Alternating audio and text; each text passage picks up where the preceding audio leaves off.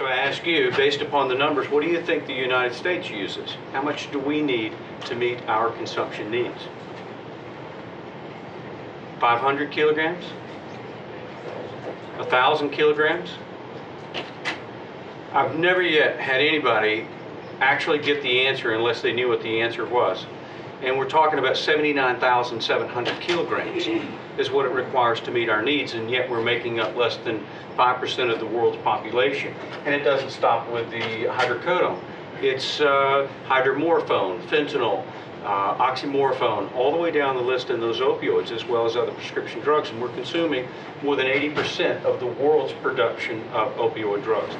In 2012, the Prescription Safety Act, when we became #2 in the nation and the worst country in the world, Tennessee #2 in the nation of consumption, prescription morphine equivalents, highest per capita consumption of opioids. The medical community, the nursing community, and the stakeholders, the consumers, because lives, families are being destroyed. The legislature, the Department of Health, Mental Health and Substance Abuse, and the governor all got together and put together what we call the Prescription Safety Act.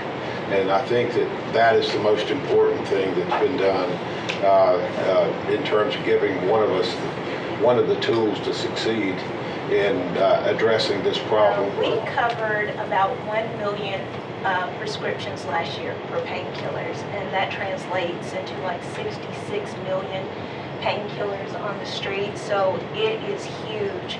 I think, though, we now have the data that we're able to support the efforts that are going on in public health. Even with law enforcement, we work a lot with. So I think we get to bring that to bear. We get to see what's coming in. We get to see the hospitalizations that come as a result of this. We get to see the overusage of the ER.